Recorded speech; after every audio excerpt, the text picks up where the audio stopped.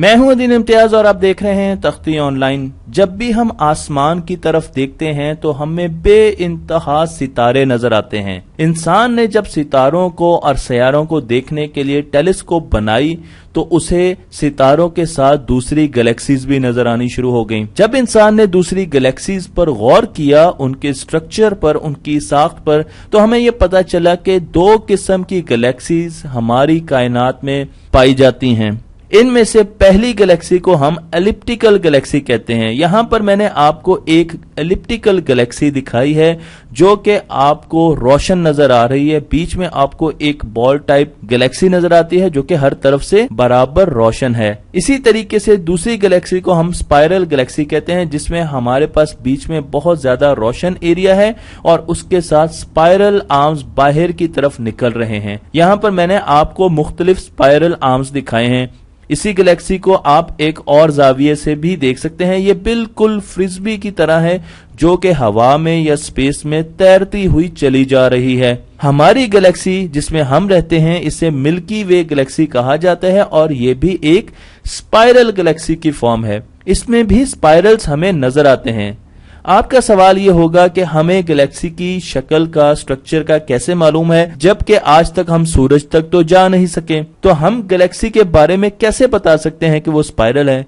जब भी हम गैलेक्सी की तरफ देखते हैं तो गैलेक्सी में हमें स्टार्स नजर आते हैं, डस्ट नजर आती है। ये बिल्कुल ऐसे ही है जैसे मैं एक पिज्जा अगर मैं इस पिज्जा को गैलेक्सी के तौर पर मॉडल करूं और यहां पर आप देखें जमीन है तो हम जमीन के ऊपर खड़े होकर देख रहे हैं। कभी हम पिज्जा के सेंटर की तरफ देखते हैं, कभी यहां पर देखते हैं, कभी यहां पर देखते हैं और उससे अंदाजा लगाने की कोशिश करते हैं कि जिस चीज पर हम मौजूद हैं वो किस शक्ल की है। इसलिए साइंसदानों को अमूमन तस्वीरों का, आर्टिस्ट की बनाई हुई तस्वीरों का सहारा लेना पड़ता है गैलेक्सीज को दिखाने के लिए, क्योंकि गैलेक्सी की रियल टाइम असली तस्वीर आज तक हम नहीं ले सके। अब अगर आप इस पिज्जा की शक्ल को देखना चाहते हैं तो आप दूर लगे और पिज्जा को भी देख सकते हैं। यहां पर आपको किसी भी स्टोर में बहुत ज्यादा पिज्जा नजर आते हैं तो आप देखेंगे कि मैं जिस पिज्जा के ऊपर खड़ा हूं उसकी ममासलत इससे है, वो इससे मिलता जुलता है, इससे मिलता जुलता है या इससे मिलता जुलता है। इसी तरीके से हम दूर की गैलेक्सीज को देखते हैं। हम देखते हैं कि उनकी शक्ल कैसी है, उनका स्ट्रक्चर कैसा है और उससे हमें अंदाजा होता है कि मिल्की वे एक स्पाइरल गैलेक्सी है। स्पाइरल गैलेक्सी के बीच में बहुत ज्यादा सितारे होते हैं, बहुत रोशन होती है और उसके साथ उसमें आर्म्स होते हैं। मिल्की वे गैलेक्सी में 5 आर्म्स हैं, जिसमें बड़े बड़े आर्म्स मैं आपको बता देता हूं। इसमें परसेस है, इसमें स्कूटम क्रक्स है, इसमें नॉर्मा भी है, तो आपको सेजिटेरियस भी है। ये वो मुख्तलिफ आर्म्स है जो बाहर की तरफ निकल रहे हैं और इनमें सितारे और सूरज बहुत ज्यादा होते हैं। हम अगर अपनी गैलेक्सी को क्रॉस करना चाहे तो हमें 100,000 ईयर्स चाहिए होंगे अपनी गैलेक्सी को क्रॉस करने के लिए।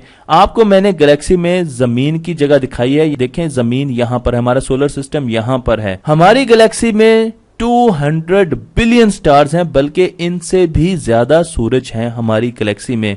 और हमारी गैलेक्सी में सिर्फ स्टार ही नहीं है बल्कि आपको गैस एंड डस्ट के बहुत ज्यादा क्लाउड्स नजर आते हैं जिनको हम नेबुला कहते हैं। ये बहुत खूबसूरत क्लाउड्स होते हैं, इनमें गैस भी होती है, इसमें डस्ट भी होती है और ये बहुत हाई टेम्परेचर पर बहुत ज्यादा ग्लो करते हैं, हमें तरह तरह के रंग देते हैं। मसलन मैंने आपको यहां पर एक नेबुला दिखाया जिसे हम ईगल नेबुला कहते हैं और ये भी मिल्की वे गैलेक्सी में है। इसी तरीके से इन नेबुला को देखकर, इनकी गैस के रंग देख के हमें अंदाजा हो जाता है कि इनमें कौन सी गैस है। मसलन अगर ये ग्रीन कलर के हैं तो इसमें ऑक्सीजन गैस की भरमार होगी। इसी तरीके से अगर नेबुला रेड कलर का है तो उसमें ज्यादा हाइड्रोजन गैस के होने के चांसेस मौजूद हैं। तो हम इनके कलर से भी अंदाजा लगा सकते हैं। फिर हम ये भी देखते हैं कि इस डस्ट के बादल के पीछे क्या चीज है, उनको हम कैसे देख सकते हैं, क्योंकि इन्होंने तो हमारी नजरों पर एक बैरियर लगा दिया है। उसके लिए हम इस्तेमाल करते हैं इंफ्रारेड स्पेक्ट्रम की टेक्निक।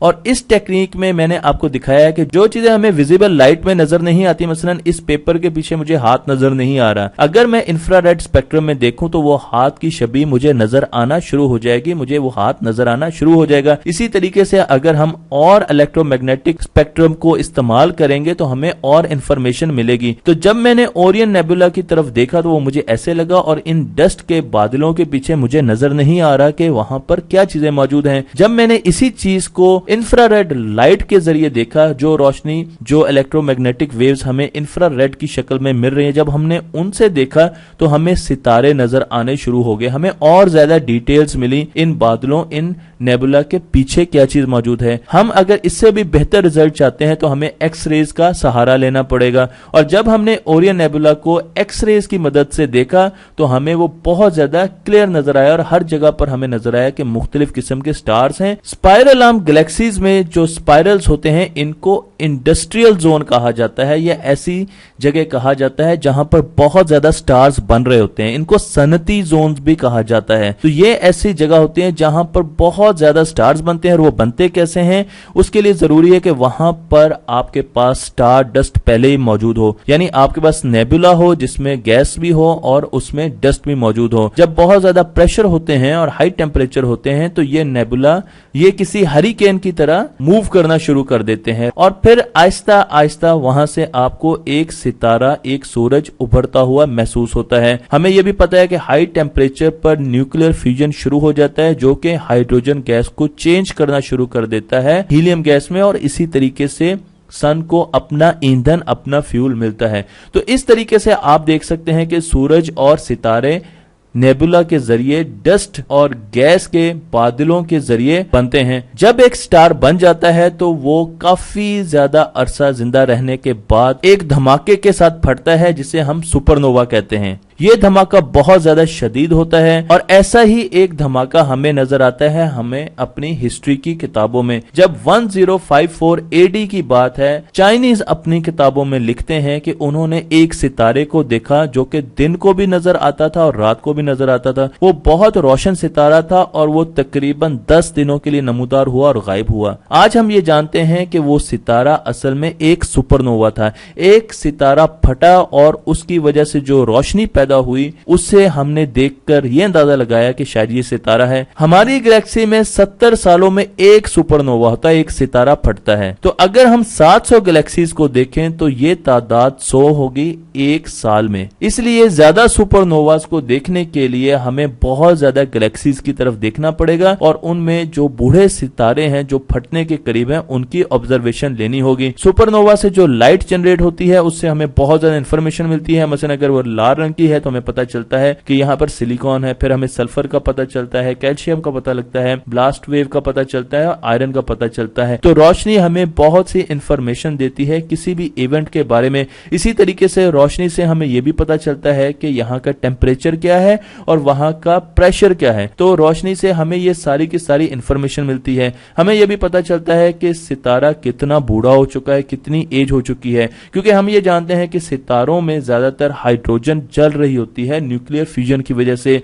और वो हीलियम बना रही होती है। फिर हीलियम का फ्यूजन भी हो रहा होता है, कार्बन का फ्यूजन भी होता है, ऑक्सीजन का, नियॉन का, मैग्नीशियम का, सिलिकॉन का। ये तमाम मेटल्स जिनको हम हैवी मेटल्स भी कह सकते हैं और गैसेस का फ्यूजन हो रहा होता है। एंड में बीच में हमारे पास आयरन कोर होती है। तो जब तमाम गैसेस जल जाती हैं, जब इनका फ्यूजन कंप्लीट हो जाता है, जब फ्यूल खत्म हो जाता है तो ग्रेविटी बहुत तेजी से हर चीज को अपनी तरफ खींचती है और वो सारी चीजें आयरन कोर की तरफ चली जाती हैं और फिर एक धमाका होता है और बहुत ज्यादा रोशनी प्रोड्यूस होती है क्योंकि वो सितारा फटता है और उससे हमें डस्ट हासिल होती है। तो मैं आपको यहाँ पर एक सितारे की साइकिल दिखाता हूँ। यहाँ पर हमारे पास स्टार डस्ट थी जो एक नेबुला था और जब बहुत ज्यादा टेम्परेचर और प्रेशर बढ़े तो उससे हमारे पास एक स्टार ने जन्म लिया। ये एक दरमियाने दर्जे का स्टार है। उसके बाद ये आहिस्ता आहिस्ता अपनी उम्र गुजारता हुआ बड़ा होता गया। जैसे जैसे न्यूक्लियर फ्यूजन इसमें बढ़ता गया, ज्यादा अरसे के लिए होता गया, ये बड़ा होता गया और एक वक्त ऐसा है जब ग्रेविटी ने इसको सिकुड़ने पर मजबूर किया और इसने एक सुपरनोवा का आगाज किया। सुपरनोवा के आगाज के बाद हमारे पास दोबारा बहुत ज्यादा गैसेस और डस्ट प्रोड्यूस हुई जो कि हमें पहली स्टेज की तरफ ले गई और उसके साथ हमारे पास एक ड्वार्फ स्टार भी बन गया। इसी तरीके से इसी डस्ट से हमें मैसिव स्टार्स में मिलते हैं और फिर इसी तरीके से उनके सुपरनोवा भी होते हैं और उनसे हमें न्यूट्रॉन स्टार और ब्लैक होल्स भी मिलते हैं और साथ साथ हमें डस्ट भी मिलती है। तो स्टार डस्ट जो है वो रिसाइकल होती रहती है, बनती रहती है। आज हम ये जानते हैं कि ये dust nitrogen, calcium, iron, carbon और बहुत सारी हैवी मेटल से मिलकर बनती है। और अगर आप इंसान की बॉडी का जायजा लें तो आपको जानकर हैरानी होगी कि ये वो तमाम चीजें हैं जो हमारी बॉडी में भी इस्तेमाल होती हैं। हमारी बॉडी का 80% से ज्यादा हिस्सा इन चीजों से मिलकर बनता है। तो क्या हम सितारों की स्टार डस्ट से बने हैं? इसके लिए आपको मेरी आने वाली वीडियोस देखनी पड़ेंगी। अगर आपको मेरी ये वीडियो पसंद आई है तो मेरे चैनल को लाइक कीजिए, शेयर कीजिए और इसे दूसरों तक पहुंचाइए।